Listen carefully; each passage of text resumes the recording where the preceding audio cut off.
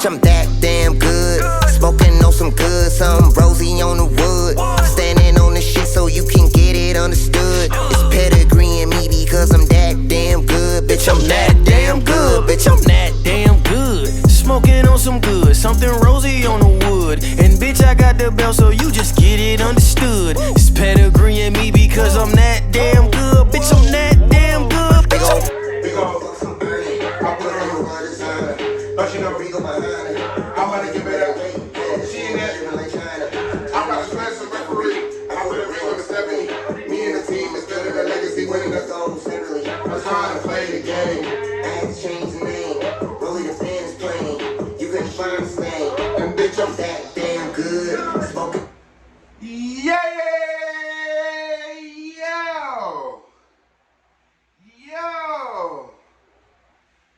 yo, it is your boy, DAME.DONN. Listen, we don't even have time for the antics. It is so much shit going on. It is honestly so much shit going on. Before we get started, just make sure you follow my Instagram, C.S.A.C.DONN, and of course my personal Instagram at DAME.DONN, and of course the Twitter is at DAME.DONN. But we gotta just jump right in. On the heels of Crown Jewels, literally the night after Crown Jewels, everybody already knows where I'm going. The media could not wait to turn on Charlotte Flair. The media could not wait for Charlotte Flair to fuck up. All Charlotte Flair has done was said she didn't want to look weak and that she wanted to lose clean to Bianca Belair, and that's been a problem.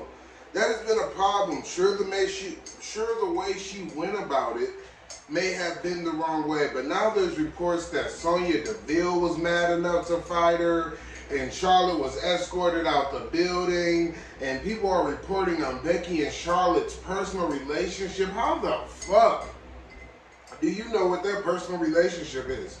First of all of this even started because, again, they were doing the title swaps, and Charlotte was saying that she didn't want to look weak. Honestly, I've been saying that this title swap thing has been happening for weeks. The only difference is I was saying it was gonna happen with Bianca instead of Becky, and now they're doing it with Becky instead of Bianca. But it just simply made sense, Charlotte. Like it wouldn't have made you look weak. It doesn't make you look weak. It just simply made sense. Now there's reports coming out that people in the back no longer want to work with Charlotte. Charlotte has isolated herself from the locker room, basically saying that Charlotte is starting to believe her own hype. Charlotte is starting to live the gimmick, per se. Charlotte is starting to really believe that she is the queen and she is that bitch. And to a certain extent, she is. In the realm of WWE, she is. Nobody has won more titles than her. If she really is isolating herself and Andrade is getting in her head, that's a completely different story. I don't know. People are just saying that, reports are coming off and set like she's been coming off like she's selfish and she's just only been caring about what Charlotte Flair wants.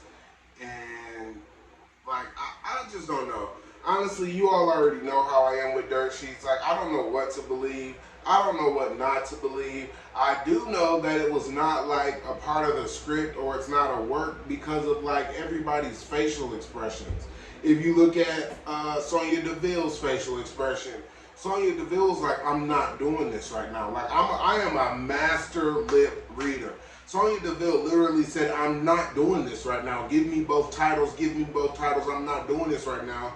Then when Becky shot the title at Charlotte, Sonya just gave the title to Sonya, and Sonya's just looking like, I can't believe this.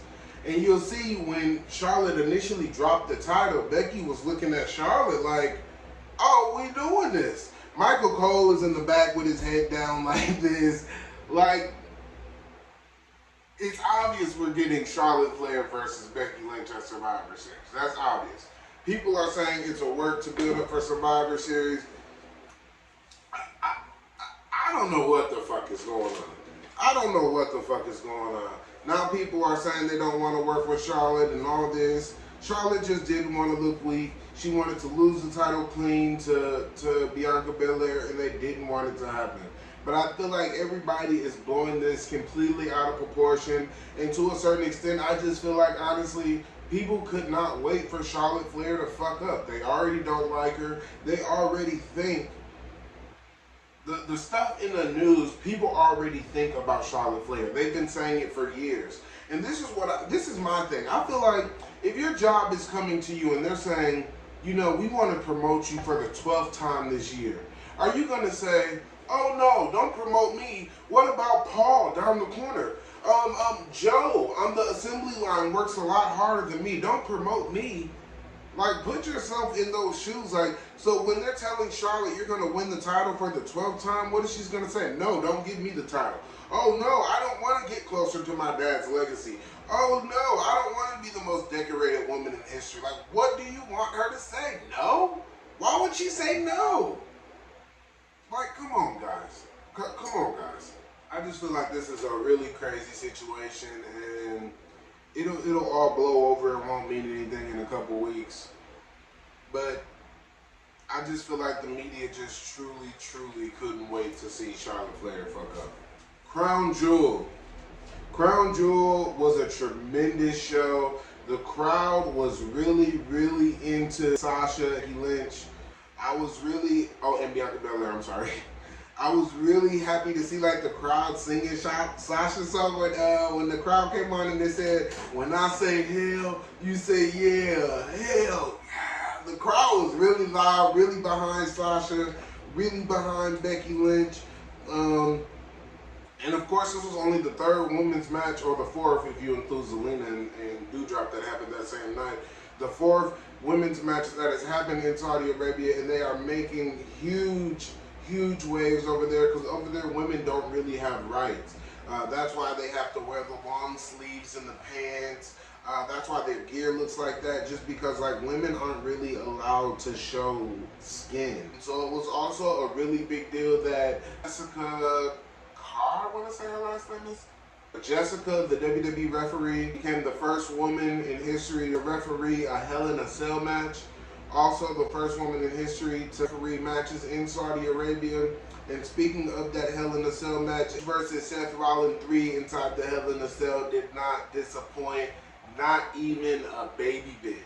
Not even a baby bit. Like, this was maybe one of the best matches of the series. Really just enjoyed this match. I really just feel like this feud kind of exceeded my expectations. I almost kind of feel like Seth should have won that, because it would have kind of put him in the title picture, but as we saw on Raw last night, he's in the title picture again anyway, so it doesn't even matter. He's the #1 contender. It was good to have Edge get that match and get that comeuppance against Seth Rollins, because, you know, Seth did go to his house and all of this other stuff.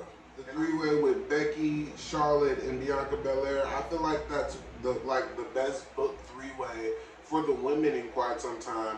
But that's the best booked three-way in general since like Edge versus Daniel Bryan versus Roman Reigns at Mania. I feel like this is the best three-way they've had since then. Congratulations to Zelina Vega, who is the new official Queen of the Ring. Zelina Vega winning the Queen of the Ring is WWE's way of apologizing to her for the mishap that happened at the Garden. Of course, she was supposed to be at the Garden, and then the time was cut. Her ended up passing in 9/11, and it was a 9/11 tribute episode, and she was left off the show just due to time. So I feel like her kind of winning the Queen of the Ring is kind of WWE's way of like apologizing to her for that. And I also kind of makes like it seem like her returning mattered. Like, it's not like they just had her return just to like have her be under them again, or like just to have control of her. They do see something in her, and Vince has always said that Zelina has reminded him of Stephanie. He's always said that, like a Stephanie that can wrestle. So Vince obviously sees a lot in her. I see a lot in her, and I think there's going to be big things that are going to happen for Zelina Vega on Monday Night Raw. Peacock has the worst streaming service for wrestling fans in history. I don't know if we were just spoiled with the WWE Network. Like, I don't know. I have never watched a pay-per-view on Peacock without there being an issue.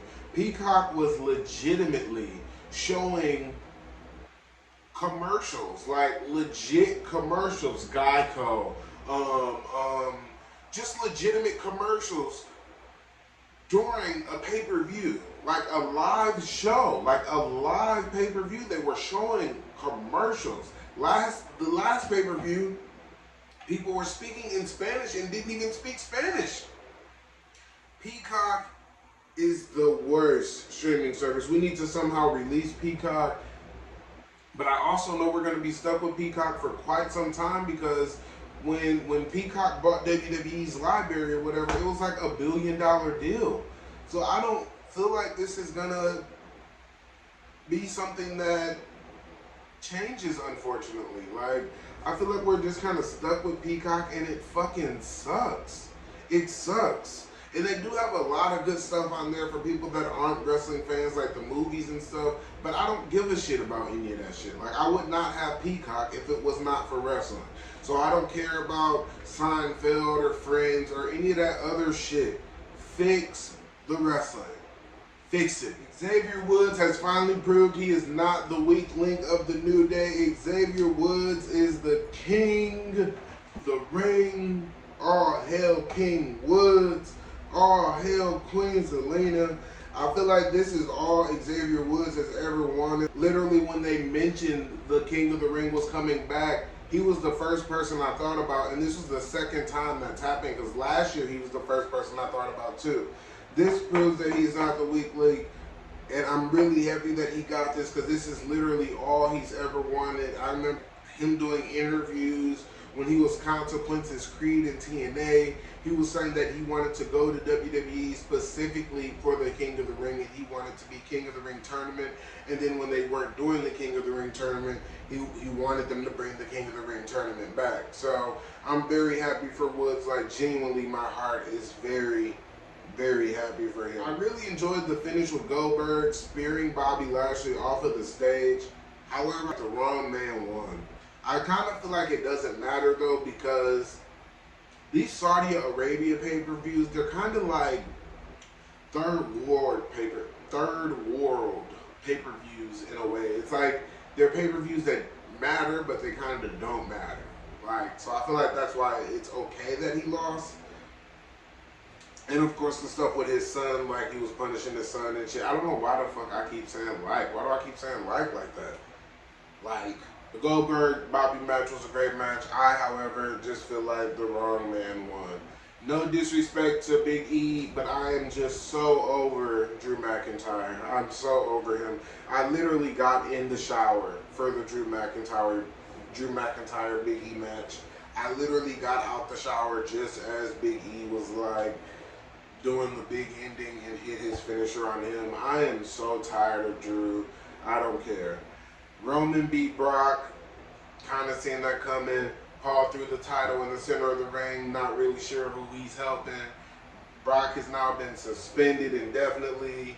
And last week I talked about, you know, him taking the time off anyway. So this is their way of getting him time off of TV again, like they usually do. It was a good match too. I knew Paul would play a factor, and it'll just be kind of interesting to see where that goes from here as well. Matt Riddle is living his best life, coming out on the camel and everything. Randy Orton's face had me literally crying tears, laughing, just because Randy is so over it, but he's not over it at the same time. Like, Randy is over it, and I just love it. Like, I just love it. Matt Riddle is genuinely living his best life. Shout out to Melo. Don't Miss is the new NXT North American champion. I was supposed to cover this last week. I don't know how the fuck I missed this. I was so mad I missed this when I was editing the episode. Like, oh shit, I didn't do it. But congratulations to him. I'm very happy that he's won the title. I see a lot in him, and apparently Shawn Michaels has taken him under his wing as well. I'm very happy for him, and I'm very happy to see him and the Velveteen Dream look alike, and just see kind of what happens with this team. Rampage did not beat SmackDown in the viewers, Tony Khan. Please shut the fuck up. And actually this week, the replay of SmackDown beat your new show. on Saturday. So, like, I just really want Tony Khan to just be quiet. I really just want him to shut the fuck up. Focus on your business. Focus on your organization. Just do that. Just do that. Shout out to Bianca Belair, who is the #1 woman in the world for PWI's top 150 wrestlers of the year. Shout out to Bianca Belair, came in at #1. Britt Baker was like #4. I believe Sasha Banks was on the list. And I felt like it was just really cool to see a lot of women from a lot of different promotions. Like, there wasn't just a bunch of WWE, there wasn't a bunch of Japan, there wasn't a bunch of AEW. There was literally just a wide range of women. And I think that's really good for wrestling and women's wrestling. Speaking of Impact, Impact's Bound for Glory was actually head-to-head with AEW's Dynamite as well. Deonna Purrazzo versus Mickie James. Mickie James is the new Impact Women's Champion. I'm really happy Mickie James has won this match. And, you know, it's kind of proving that it's WWE's loss, proving that she still has it. Deonna Purrazzo has had the title for well over 300 days now. I'm really happy that she's dropped the title. I'm not really sure what it is about Deonna, but there's just something that does not connect me to her. There's something that does not connect me to her. I used to really like Deonna Purrazzo when she was on Taz's podcast. She would be like a special guest on Taz's podcast when he had one. That's how I was actually introduced to her. I really liked her from there, but just in the ring and her look and her entrance, like, it's just not there for me. I don't know what it is, but she does not connect with me at all. Like, at all. Iconic. They're not the Iconics anymore, but it's okay because I truly feel inspired. I feel inspired because the inspiration are the new. Let me say that one more time. That feels a little good to say.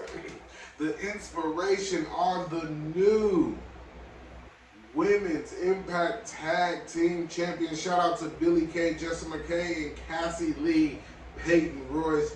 Shout out to them. Very happy for them. They got a special entrance, a special mic time. I unfortunately have not been able to find this match. Like, I was even willing to buy the pay-per-view again the next day, and I can't find how to watch this match. If you know where and how to watch Billie Kay and Peyton Royce versus BK at Bound for Glory, and I know that's not their names anymore, but just go with it. Help me find it. I need to know. I need to know. Brock Lesnar, is it just me or did Brock Lesnar like double in size? Brock Lesnar looks fucking massive. And he looks bigger every time he comes back. Like, how is this? What are you eating? Like, he literally looks like he's like killing animals with his bare hands. Like, what the fuck? What is going on with Brock? He literally doubled in size. This was Brock's first match in 564 days. Brock Lesnar was undefeated in Saudi Arabia up until losing to Roman Reigns. It was like 19, 18 months since he had been in the ring, and you could not tell that he had taken any time off. Brock has not missed a beat, like, at all. He looks amazing. And he's performing amazing in the ring, and he just looks like he never left. He looks like he does it every week, and he does it a couple times a year. It's a side gig for him that pays him a couple $1 million for every appearance. Awesome Kong was inducted into the Impact Hall of Fame at Bound for Glory officially. Shout out to Awesome Kong, the monster of my childhood. I remember her going after the beautiful people and, you know, just really being a pest to the beautiful people, and the beautiful people really being a pest to her. And I'm really happy that they've acknowledged Awesome Kong. And, you know, it sucks that she never got to come back to WWE as Karma and do whatever they wanted her to do, because she had got pregnant and then she actually ended up losing the baby but never came back to WWE. So that really sucks, but she was there. Her checks did say WWE. So I feel like it's not really that bad. It's not really that bad. My predictions lately have been on point. I don't mean to toot my own horn or anything, but like, my predictions have been on point. So it has actually testing Montez Ford to be a single star versus Roman Reigns, and he's passed with flying colors. I told you all pretty much that I felt like the Montez Ford versus Roman Reigns thing, it was just a test, and they were just basically trying to see if he could hang with the big dogs, and apparently he can hang with the biggest dog in Roman Reigns. And so it'll be interesting to see if they're going to keep them together, if they're going to split them being the Street Profits, if they want Montez Ford to be some type of single star, or how exactly they're going to play this. This is going to be very interesting to see how this takes place. I would love to see Montez Ford as a single star, but unfortunately, if Montez becomes a single star, Angelo Dawkins would probably be released in a year, unfortunately. And that's the same thing that's going to happen with Hit Row, since they've switched everybody's orders around in Hit Row. The really big one is now the leader of Hit Row, and Isaiah Scott is now in the tag team instead of like the single star of Hit Row. And I feel like this team cannot survive without Swerve Scott. They can't survive without him as the leader. I'm not sure how they're going to do this. I feel like Vince really sees something in the bigger guy, just because he's always had like this thing for bigger guys. So we'll see, but unfortunately I don't see Hit Row being around in a year. And it's sad to say. It's sad to say. I don't see them being around in a year. And if they are around in the year, they'll be like the Lucha Brothers, or like Kurt Hawkins and Zack Ryder, like the team that they just kind of mow over. But they're really good characters, but I'm not sure how they're going to survive. Like, I'm just not sure.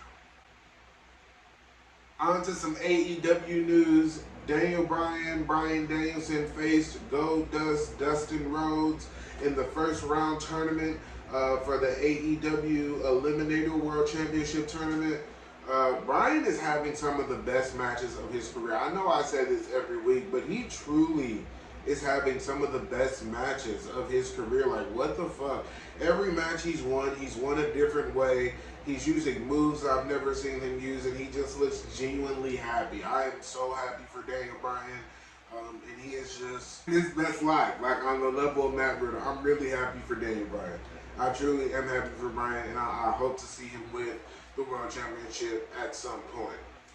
The TBS Championship title bracket has also been released. Speaking of tournaments and championship brackets, that bracket has also been released.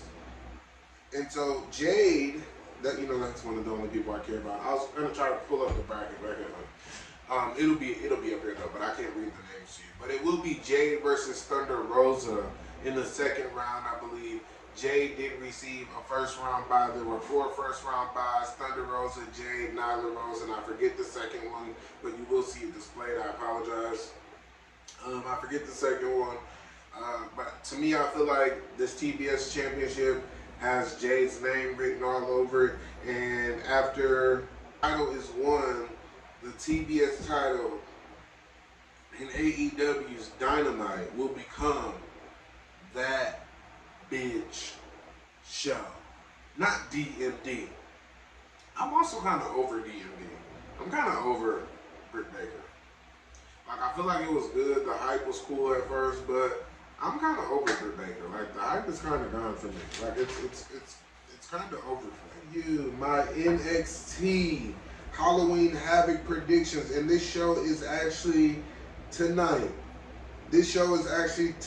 I'm extremely excited for this show for obvious reasons.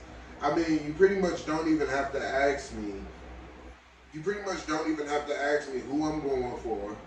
If you see my shirt, I'm wearing her shirt the day of the OG shirt.